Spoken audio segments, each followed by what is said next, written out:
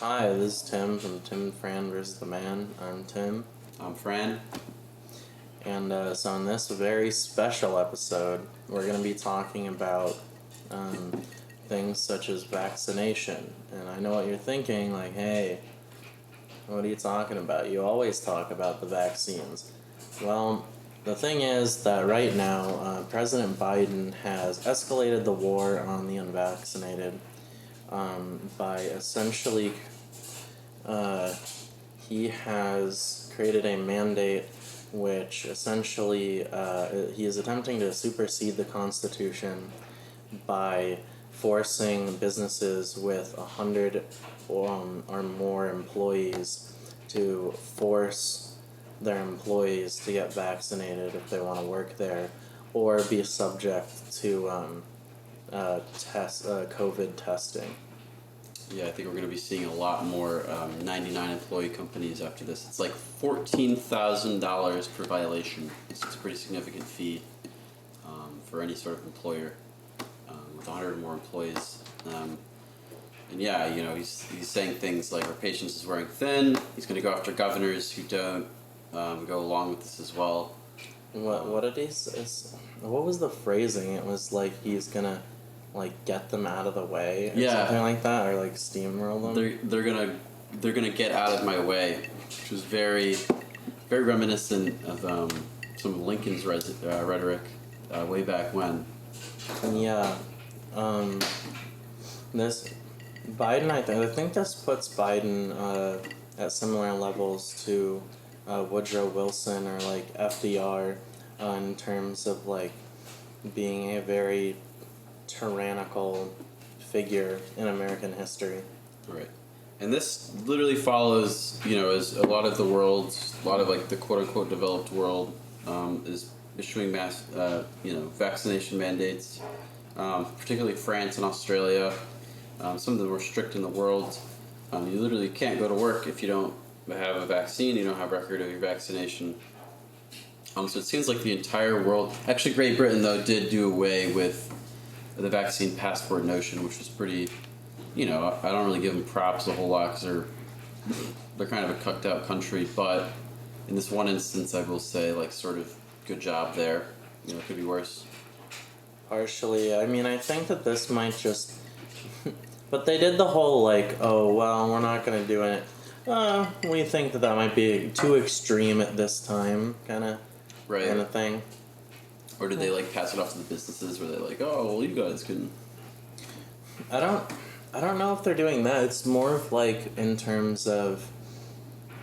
It seems that they are leaving the door open for them to do it later. Oh, okay. So I mean, if you think about it, like what happens when like the winter comes, when cases are going to like inevitably rise for the most part, because that's just, I mean, what you're kind of seeing, like the trends of like COVID cases, it seemed to like match up with dip in summer, rise in winter. Right. So kind of just like a seasonal thing, which was funny because everyone was trying to say like, oh well, here's where the vaccinations start, and you see the dip in cases, but actually it like tended to correlate with like the summertime. And then I mean, I guess like the Delta variant not as much, but that's like a fully new strain.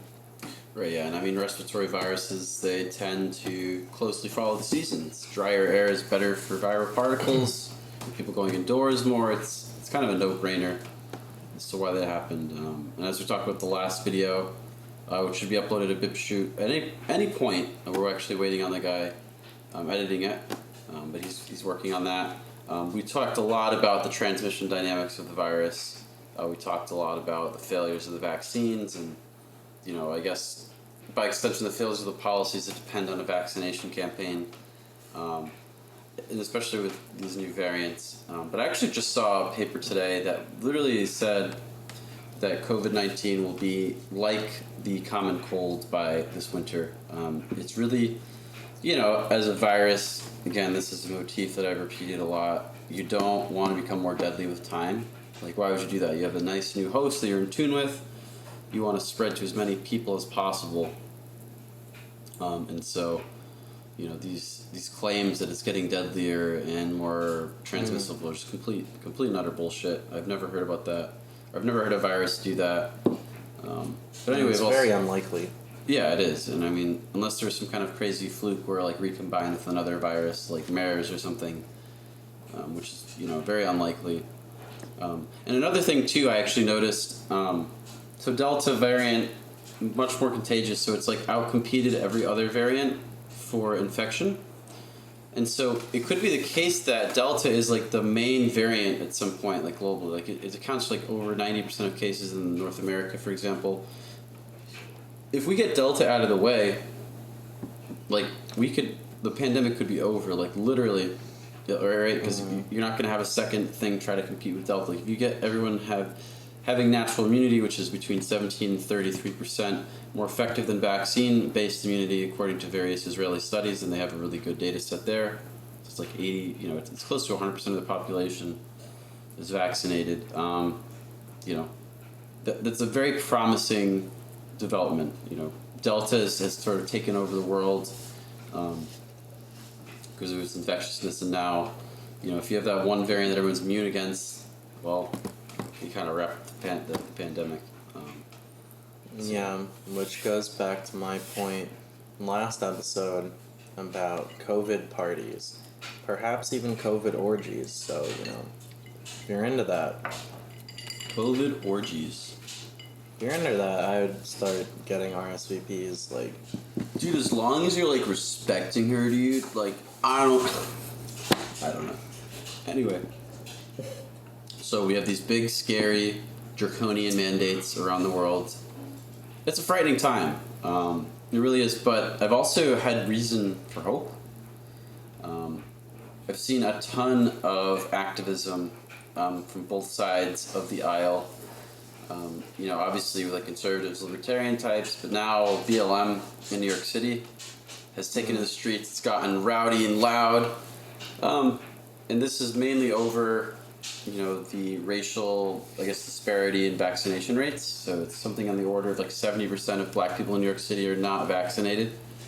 And so that group BLM is sort of spinning the narrative, just saying like this is an attack on black people, which, if it gets the job done, yeah, I'll agree. It is. It's an attack on everyone, obviously, but I think it's a good cogent point, at least on their part. It's sort of like with the police brutality issue. I wish they wouldn't just solely make things about race, because it's just all it does is irritate the out-group, the group that's not your race. But it's just really funny seeing like the glitches in the matrix, like the glitches in, the narrative. Like this one controlled opposition group is now fighting their other controlled opposition group, and it's pretty glorious. So the main thing we saw recently was the Carmine's restaurant. What was it called? I don't really remember the name of it. It was the Italian restaurant. But there was a few black people or whatever who were attempting to get serviced at a restaurant, and they asked them for a vaccine. They're like proof of vaccination, so they just decided to like attack the hostess essentially. And then so now BLM is kind of like rallying around that and saying that this is a racial profiling case.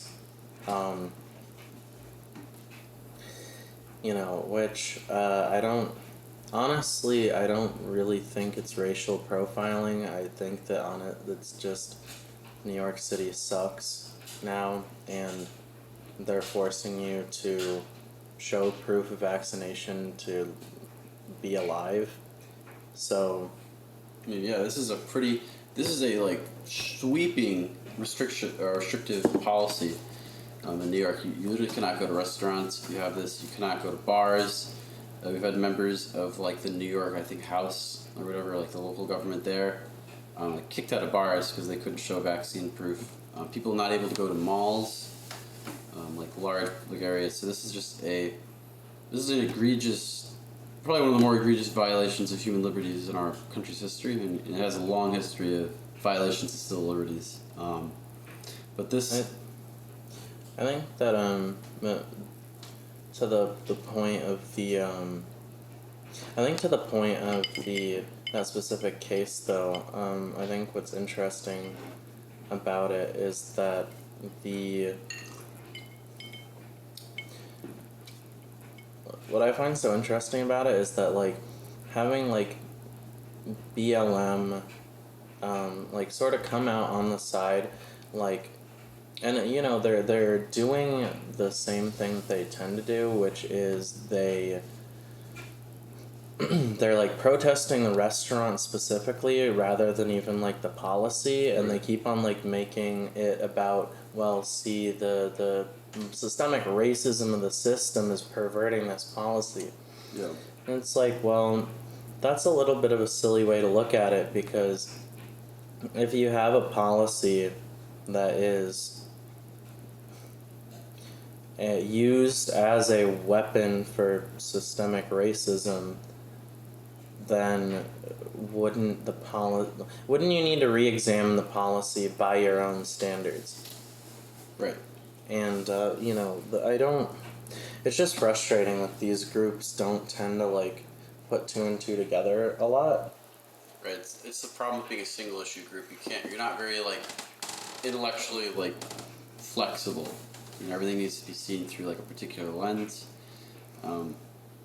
Which is why it's cool to be an anarchist, because like literally like you do so much more in the way of mental gymnastics like all the time, trying to like find slightly different, you know, viewpoints and other ways you can basically say like this is why the state sucks, which is cool. But it was interesting. There was a little speech outside of the restaurant, and the woman actually did kind of address what you were saying. She said that like overall the vaccine passports were racist. So she wasn't just focusing on like the one restaurant or saying like, oh man, we gotta boycott all of this whole chain in New York City if it's even a chain. You know, she was saying more like, you know, the policy has been weaponized against people of color. And they also mentioned that the social distancing protocols targeted. Well, just like what I'm saying though is like rhetorically, like it has been weaponized. Like why? Like the obviously. Yeah, I mean, Like my frustration is that like rhetorically it just seems like they um well, it's a very quick little narrow circuit for them. They don't really like, they don't see the bigger picture, you know. But I also argue that what happens to minorities is like a canary in the coal mine for just like the overall, like I guess, level of violence the system is perpetuating. And so, but anyway, there's that. It's just really cool to see that start to implode. I think that's going to give a lot of other major cities who might try to do a vaccine passport like significant pause, especially if you have groups just like actively fighting like various establishments. I don't know.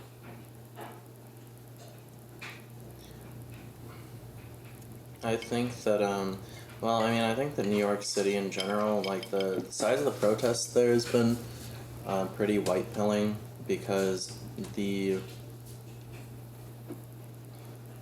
I I think that at least in the minds of like a lot of people like on the right or like in libertarian circles is that New Yorkers are kind of just like these like weird like scummy like cucked people who are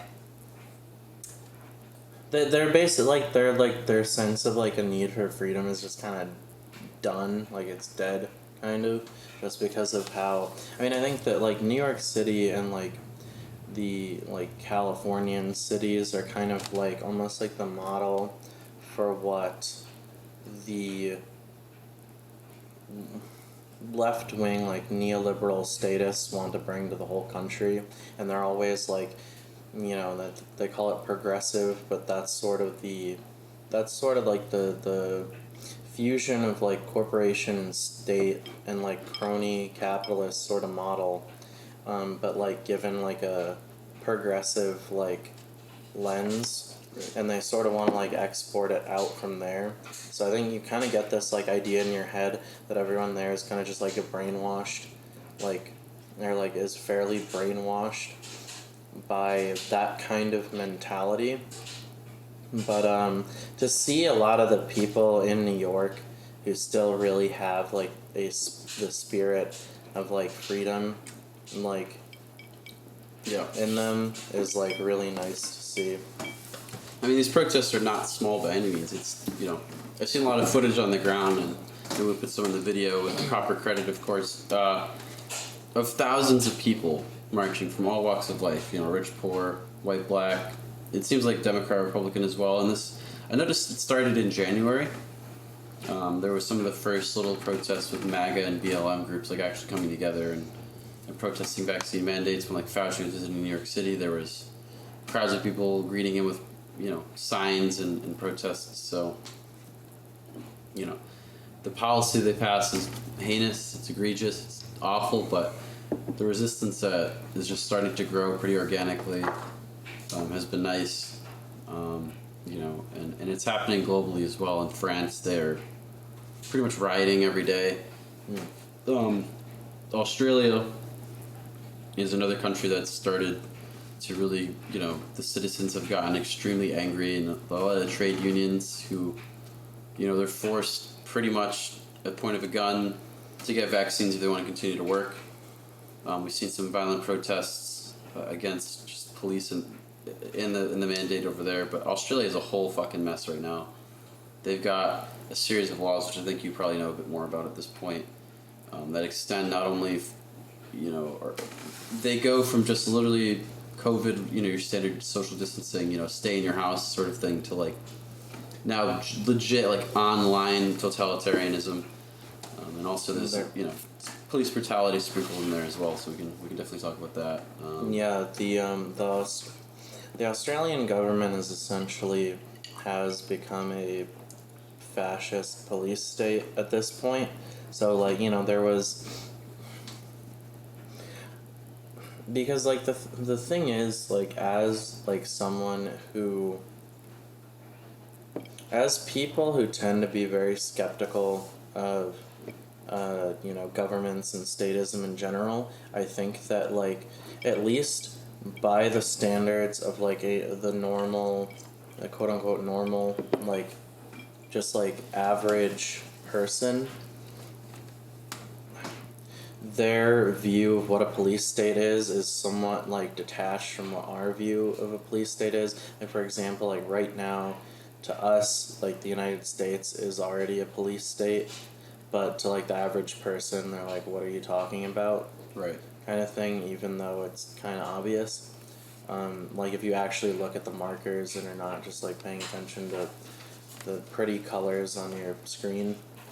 But like Australia, by almost anyone's standards, would have to be regarded as a police state at this point, because what they're having people do is they have they essentially have an app. So if you have COVID, they will text you at random, and then if you have to respond in 15 minutes with a picture of yourself and your geolocation, and if you don't respond in 15 minutes, then they will like send police after you to like give you fines and stuff. Yeah. And I mean that's insane. That's like something out of a fucking movie. Like, Yeah. Wasn't there also like social media related laws in the books now? Yeah, I think that I don't think that they're on the books yet, but the Australian government is also thinking of, what they want to do is they want to essentially make it legal for the government to just straight up like censor people off of Facebook, and like have like, because what we've been dealing with too previously is Facebook itself has been the one kicking off political dissidents, but now the Australian government is taking it on itself to kick off people. Like, so it is essentially this whole like it's a private company bro argument doesn't work because Yeah. it's actually now the state is violating the private property rights of Facebook in order to censor people. The operation of the company is mostly private, but yeah, that's insane. That is the Mussolini definition of fascism, right there. The merger of state and corporate power. Mm-hmm. And I go on Twitter, dude, and it's fucking nuts. I think the American left is starting to realize that this is like a working class revolution that's starting up, which is cool in a way. The Australian people that are so fucking cucked, they're like, oh, these tradies, that's what they call the trade unions out there, they're just a bunch of neo-Nazis. And I fucking saw footage from, like, the riot, because they were throwing, like, bottles and stuff at their union headquarters building, because the union is, through the government, is forcing them to get vaccines if they want to stay in the union, basically. I saw people with fucking yarmulkes on, dude. Like, yarmulkes. Like, these liberals in this country are so, like, I'm glad it's slightly different in the United States, like, perhaps social media experiment wasn't as successful in the US, but the fucking narrative, like, oh, these neo-Nazis, they're just gonna extend the lockdowns, and it's like, dude, you're watching a fucking woman get beat, and her face is bloody, you're hearing, like, gunshots from the police, people getting shot in the back, running away from them, like, how can you just sit there and be that, like, stupid and honestly disgusting? You know, these are the same liberals that are like, if I was around in the 40s, I would have killed Hitler myself. And it's like, dude, you have the opportunity. You have Hitler, like, right in front of your fucking face.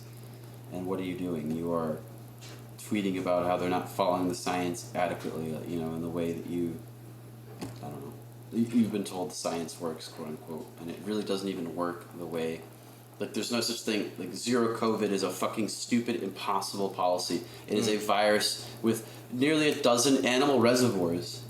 Yeah, we're gonna cut this video into segments for easy editing and posterity. So we'll be right back.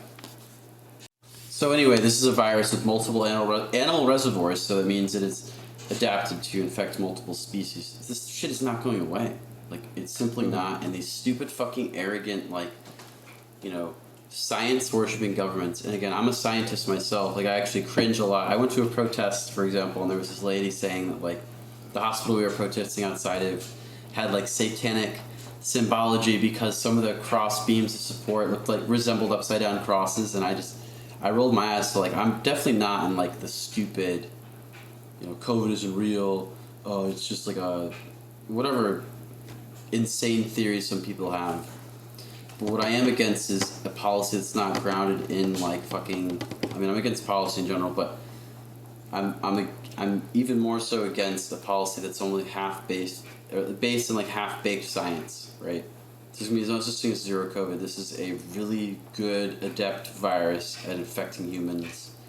It can also infect dozens of other animals. It's not gonna fucking go away, and we'll probably deal with it for the rest of our lives. And by deal with it, I mean it's gonna be like, I don't know, like having a stomach bug. Like, oh shit, he got COVID. That sucks. Sorry, man. Like, it's not gonna be a big deal. And it's just so blatantly obvious. Like, we're in the end game of the pandemic. Like, it's pretty much wrapped up. Like, sure, there's a lot of death, there's a lot of morbidity, but, like, the peaks keep getting lower, and the peaks of death also keep getting less extreme. So it's like, how can you sit there as a government? And I know this is all about power at the end of the day, so this is kind of a dumb question. Like, how can you just sit there and be like, this is a war worth fighting anymore? Like, your enemy is retreated, your enemy is much weaker now. You can start to, like, fucking relax. And yet, instead, they're trying to, like, force all of this other shit that's going to last for decades. Vaccine passports, like, the precedents they set are not gonna fucking go away after COVID's done. That's kind of my little rant there. Sorry, I got a little carried away, but... Yeah, well, they're setting up precedents, and the problem is that in the future they're going to attempt to use, like, any other sort of virus or bacteria or I mean, they're probably going to try to start doing it with, like, you know, climate Right. issues as well. And that brings me to another point. It's like, think of all the other secondary things this now normalizes, right? So government surveillance, the consolidation of like state and corporate, like, I guess relationships. Like, there's a lot of secondary things like you and I aren't even really thinking about as well. A lot of other secondary precedents. So it's not just going to explicitly be like, oh, the vaccine passport is going to live on forever. Like, maybe that'll go away, but that'll set up a precedent for, like, people being more accepting of tracking. I think a really good metaphor that I sort of came up with, not really a metaphor, but it's a similar situation. You go to a lot of these protests where we are, and a lot of the focus is like, like, unmask our children, right? They go to these schools in their masks. It's like, dude, your kids shouldn't even be in public school. Like, public schools themselves are the indoctrination slave-producing centers. And that was a precedent that was set way back in the day. So now we're just kind of like piling on precedents. Mm-hmm.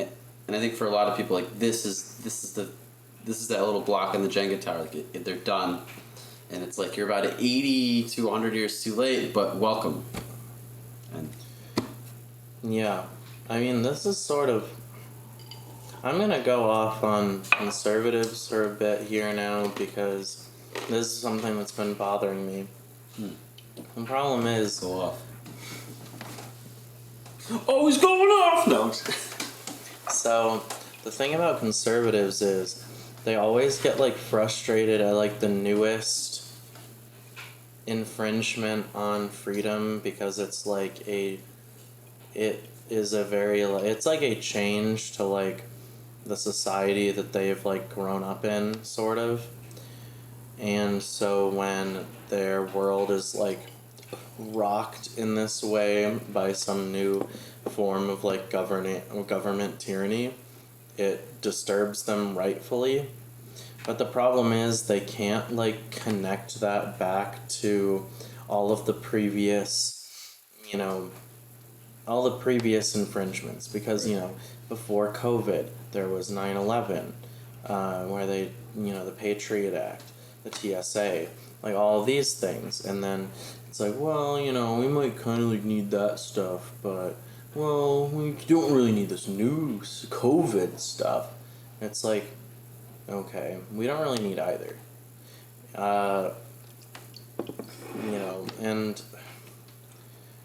And you can just, like, go on down the list of, like, World War I, for example, set up, it set up attacks on free speech. It sort of fully consolidated the merger of corporate and state power, or at least, like, it solidified it more, and especially in the 1910s, you had the Federal Reserve, you had the federalization of the public education system, and, once the state controls your money supply and the education of your children, they essentially have you by the balls, and this is how they have been able to bring this from that point to this point, because they're teaching your kids and they own all of your interactions, all of your economic interactions, which is basically, like, almost all of your interactions. So once they have control over those things, it's not particularly difficult to, like, build on that. And then you had, FDR, who expanded sort of the social safety net state, and then you had the war on poverty, you had the war on drugs, like, all these sorts of things, like, built off of this. But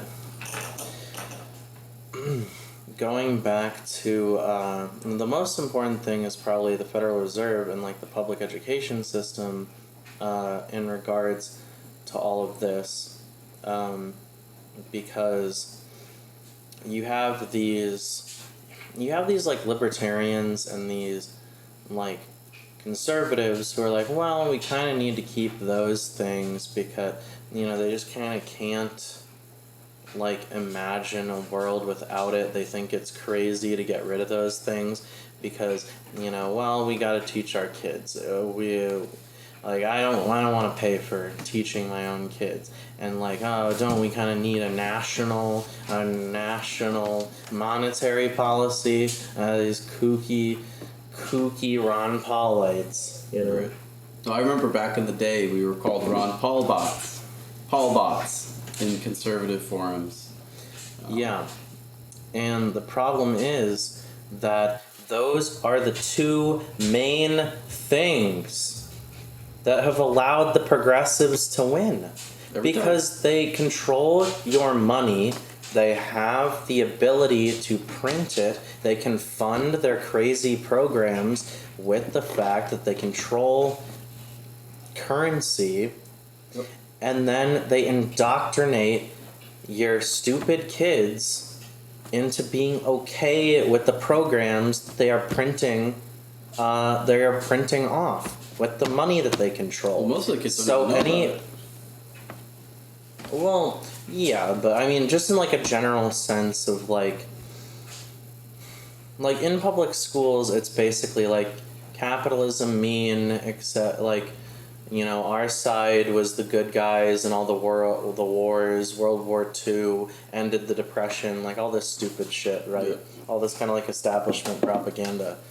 But the thing is, like any libertarian, or like, this is what just gets me frustrated with certain minarchists and like Republicans, that they just don't fundamentally understand. Either they don't understand or they just think it wouldn't be pragmatic. But the thing is, like, you literally cannot win in like a sustained way, in any way, unless you get rid of the Federal Reserve and the public education system entirely. Get it rid of it. That is the only way that those people can win, and they are insured to win if they have those two things: the control over your mind and your money. Right. Yeah, but you gotta own the libs. How are you gonna own the libs if there's still a banking cartel over your head that's run by progressives? Right, and then we gotta get some good nationalists in charge of it. That's right. The way Yeah. So that's people aren't putting America first quite enough. If we just had patriots in charge of it, dude. On my command, I want every patriot to mobilize. I don't know what that means, but we're out here for our kids, right? And this is just turning into like making fun of conservatives. But yeah, I agree. And a lot of these protests, like, I love the heart, I love the spirit of like freedom, but they're still like, you're at the protest against these mandates, and it's like, we had an officer come up, one of the protests we went to, and people were like just barely on the sidewalk, and the officer's like, yeah, I saw you on the camera protesting and stepping out the sidewalk. I saw someone like standing in the road, and just no one, it didn't seem to affect anyone there. It's like the officer saw you on the fucking camera. Where's the camera, dude? How is there a whole surveillance apparatus in this tiny city in a northern location? I don't want to exactly disclose where it was, but like that didn't seem to bother anyone there. And in fact, they're like, well, we just need to respect them. And it's like, dude, if this was like a constitutional deputy with a 10-gallon hat, I'm fighting for my people, like, that would have never happened. You would not have used a fucking camera.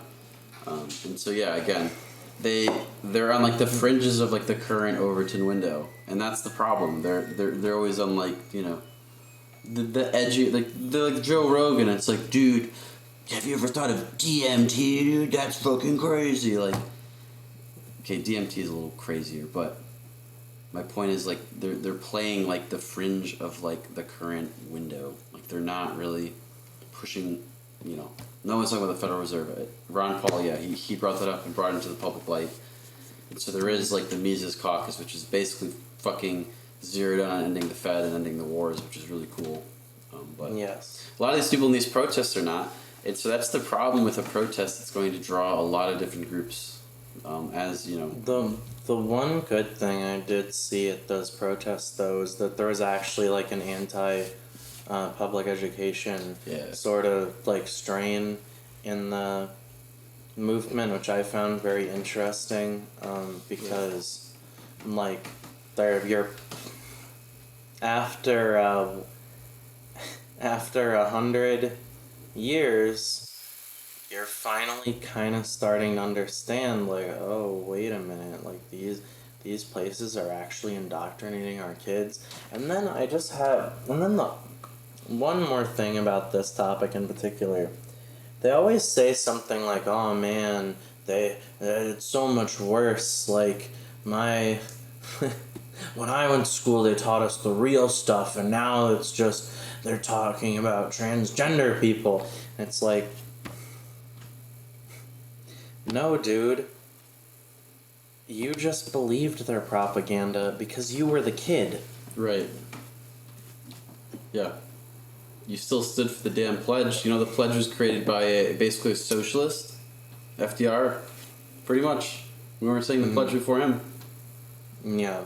You know, or like, oh man, how could they possibly kneel at the fucking football game? It's like, dude, that only started because of like, you know, you're strumming up the home front patriotism to expand the military apparatus to have people digest like Department of Homeland Security being a thing or like the Patriot Act being a thing. Like, again, what was the whole like the shadows on the cave wall or whatever like type motif like or allegory. Yeah. I mean, I'll give them the point. I will extend an olive branch to the point that I think at this point they are purposely attacking those symbols because they're attempting to go to a more global Sure. governing model. So I will extend that olive branch to you, and I will say yes, they are attempting to destroy Americanism and American symbols in order to take over in a greater sense. However, what you also have to understand is that they used the nationalist symbols to do that initially to destroy state sovereignty. Right. And, state sovereignty was to destroy individual sovereignty and on down. Individual sovereignty is what you really should be interested in. Yeah, we really have to find ways to attack these guide rails that they use for these movements. These these generally sort of organic movements, but they're still working within the confines of like the guide rails. We need to find ways to strike the root to actually take out these guide rails. And I think what a lot of people are starting to wake up to is that secession is indeed the way to do that. There's multiple states now with like ballots regarding secession. One I can think of is New Hampshire. You have Sarah Silverman basically arguing for secession, like inadvertently.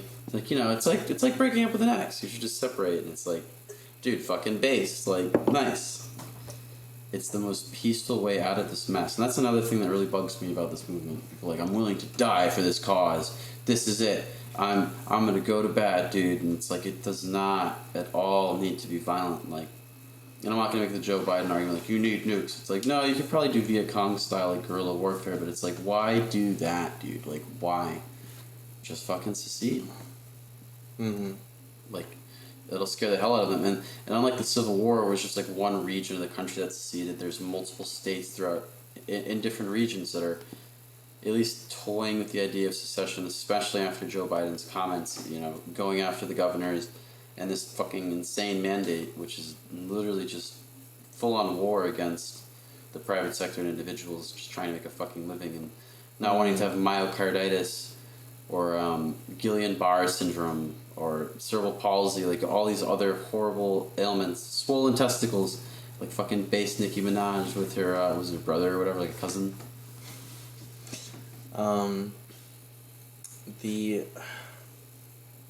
I think that's also going to lead to the economy, like, collapsing, because it's not in good shape right now, and I think that it's still going to go into a, like, depression. But if they were to... I mean, how many businesses are just going to lose, like, a lot of, like, good employees? Yep. Because they have to fire them because they're not vaccinated? And how many companies are going to purposely shrink just so that they don't? Right. There is this really funny, like, tweet. I think it was a tweet I saw, and it was like, I had like I had like 112 I ended up to comply with Joe Biden's mandate. I fired 13 vaccinated employees. It was much like easier this way. Yeah. So like the guy's kind of like protesting in his own way, like firing the people who actually got vaccinated, which is kind of like a funny like kind of twist on that. But I mean, a lot of businesses are going to either prevent themselves from growing to past 100. They might pare down people. I mean, and even larger businesses who don't really have that option are definitely going to be forced to pare down people. So it's like, how many. The problem is, like, a lot of these people are going to be, like, kind of like working class, like, conservatives who, like, know how to do shit. Right, there's going to be a lot of skill out of the workforce. And if you. For example, like, at the place I work, like, there's not that many people who work there. There's only like 15 or 20, but let's say like my job forced the unvaccinated people to leave. Okay, so you'd have to fire the floor manager. You'd have to fire one of the like people who load the machines, which is like probably one of the more like that's like one of the things that you need much more training. You'd actually have to fire two of them, two of the loaders, and that's like the job that requires the most training. Um, you'd have to fire like the warehouse like kind of like guy like they send to like do a bunch of odd jobs or whatever. So like yeah, I guess that's a little bit more replaceable. But like at least three of those, like out of the five people, the five of us who are like not vaccinated, like three of them are essentially like very key positions that they could not replace easily. Like the company would go tits up very quickly if they had to do that. And it's like, okay, so let's expand that and say, okay, they have like 100 employees or whatever. Okay, let's say like 10 of them just to like be just to be like more conservative, let's say 10 of the employees or so like just refuse to get the jab. They're like, no, I'm finding another job. Okay, what if two of those people are really important to the company? Yeah. Like, you're fucked. And I mean, you're going to see that a lot in America because, like, in a country like Australia where the propaganda's been thick and heavy and there's already, like, the notion of a social contract permeates every part of their lives. Like, literally, they can't even, like, take a piss without being concerned about the carbon footprint of their urine. The fact that you're seeing workers there saying no to the jab, saying no to, like, working is like a canary in the coal mine. Like, you're going to see a hell of a lot more resistance in this country. There's a lot more vaccine hesitancy here because we're actually sort of a free-thinking people. I mean, we're free-thinking within this giant cathedral of planning and social ops and stuff. Mm-hmm. But that being said, like the economic downturn as a result of labor shortage is going to be significant. And we're already seeing a lot of that with the cargo backup at a lot of the ports out west. There simply aren't enough truck drivers, and truck drivers has been a massive group in opposition of the jab. Shutting down, or not shutting down, but like refusing to go to work, quitting, and so all those like supply chain disruptions are being made worse because of Fed policy, so inflationary policy. They refuse to taper back the balance sheet. And then now, of course, this mandate is just put fucking gasoline on the fire. And then also they're debating these massive fucking infrastructure bills, which cost $3 trillion plus. It's just like, it is fucking madness, dude. Like, when will this end? Like, I guess when we end the Fed, like Tim over here had said. Yeah, I mean, well, for now, because unfortunately, probably we're not going to end the Fed immediately.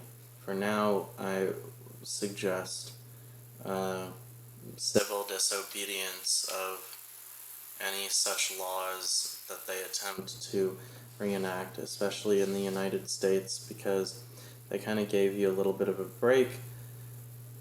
There will be other people who don't really want to go back, and just start convincing people when they are asked to put on a mask or like do their little like monkey dance. Monkey dance. Yeah, when they tell you to dance monkey, just don't. Yeah. I think this is a good place to leave off. In the next episode, whenever that comes out, I think we should seriously talk about the economy.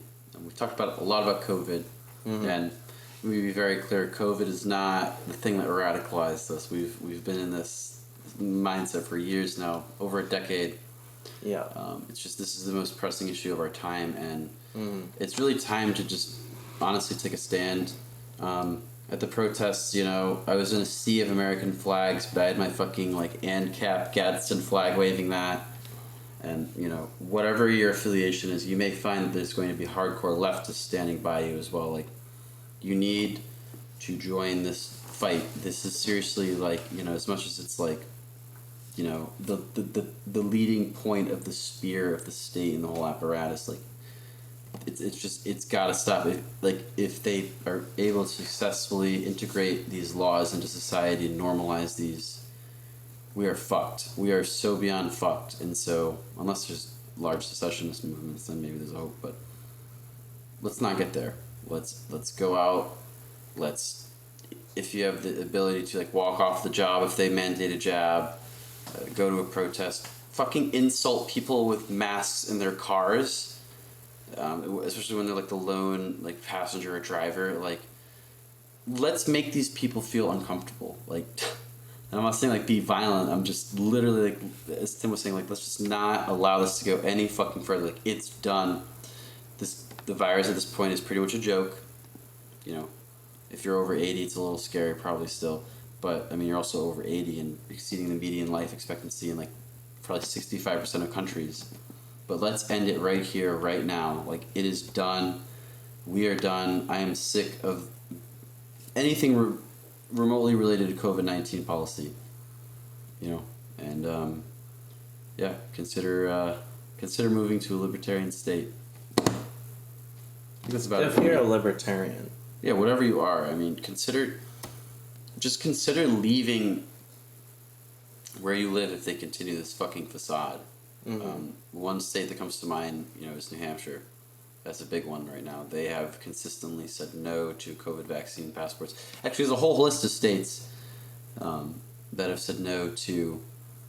They're basically like anti-vaccine mandate type states. Yep. New Hampshire is the only one in New England. Right. So if you're in New England, like New Hampshire, and you sort of feel what we're saying, you can agree with some of the points we're making. There's some pretty awesome things happening here. But yeah, I think that's about it for this week. As always, thank you guys for watching. We're going to try to make these more regular. We're really trying to get a good editing schedule out because as of right now we're recording on a phone, so we're making it work. Anyway. Yeah. Anyway, remember, viva la revolution.